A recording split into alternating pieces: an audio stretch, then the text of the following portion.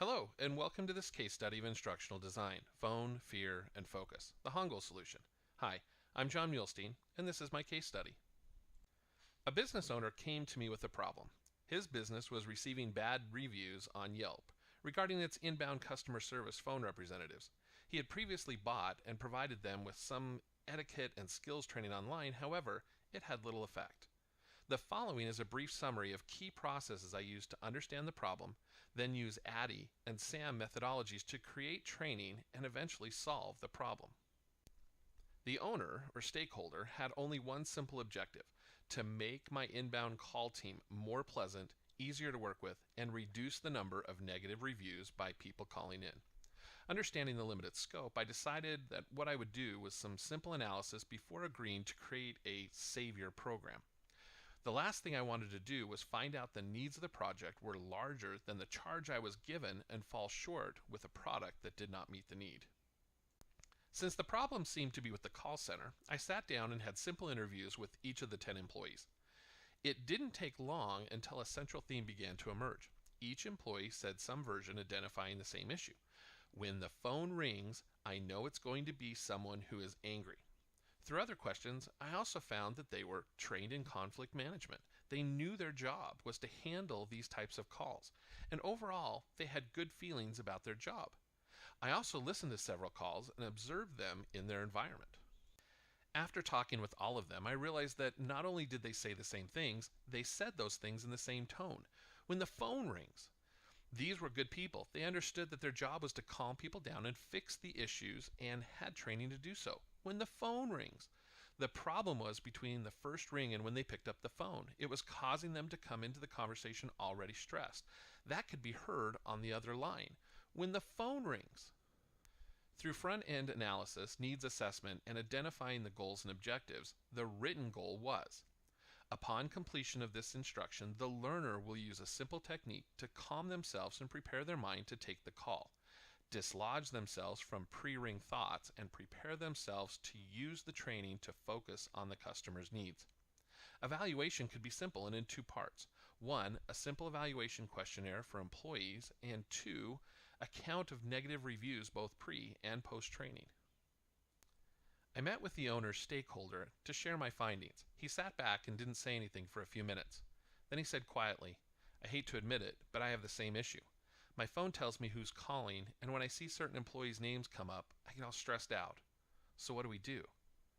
We design a training that works both for your call center employees and for you."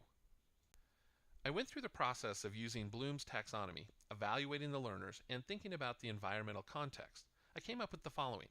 Using the skills from start to finish had to be less than 3 seconds. It would need to be taught in the call center or office. It had to be fun, and it had to be memorable.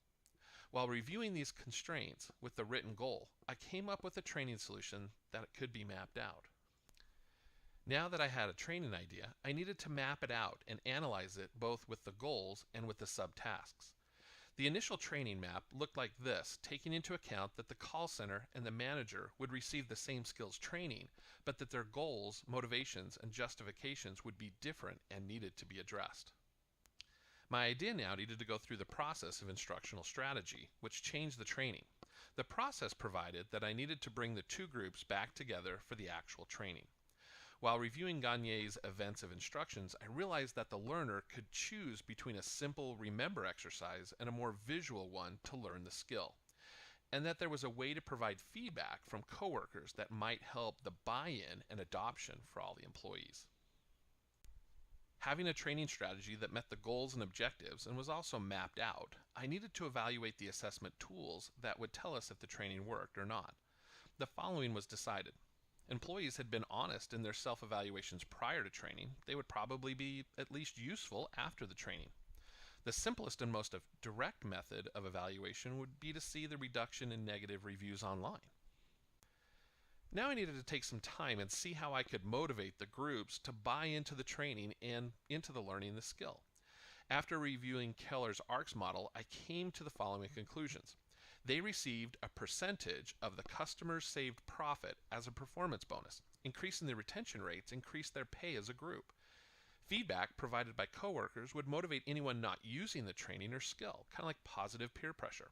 Also, we could work on individual interests to reduce their own stress and make their jobs more enjoyable. One thing about the training would be completely clear. It would need to be both a procedure and a process, and the two would need to work together to reach the owner stakeholders' goals and objectives. The training took place in the call center where they worked so that it had environmental context. Remember, the problem was when the phone rings. The training took 30 minutes where I taught them a simple procedure to evacuate their minds of stress, release whatever they were doing prior to the ring, and to actuate a physical action that would increase oxygen, center the mind, and increase blood flow, all in 3 seconds. How did I do it? I taught them to count to 5 in Korean. If you would like to see the e-learning version of the actual training, there will be a link at the end of this case study. Remember that we decided on 2 forms of evaluations. The self-evaluation showed that at 1 month, the reviews were mostly positive, and the training did in fact reduce the stress and prepare them for the call. But as training often does, it had a secondary effect because of the feedback feature. It made the team, as they watched each other and held each other accountable for doing the trained skill, more cohesive. Now, auditing the online reviews was a little bit more difficult. At 1 month, the audit proved that there was less negative reviews, but only slightly. We decided to review it after 3 months, and guess what? Negative reviews still happened, but at 1/3 the rate as the 3 months prior to the training.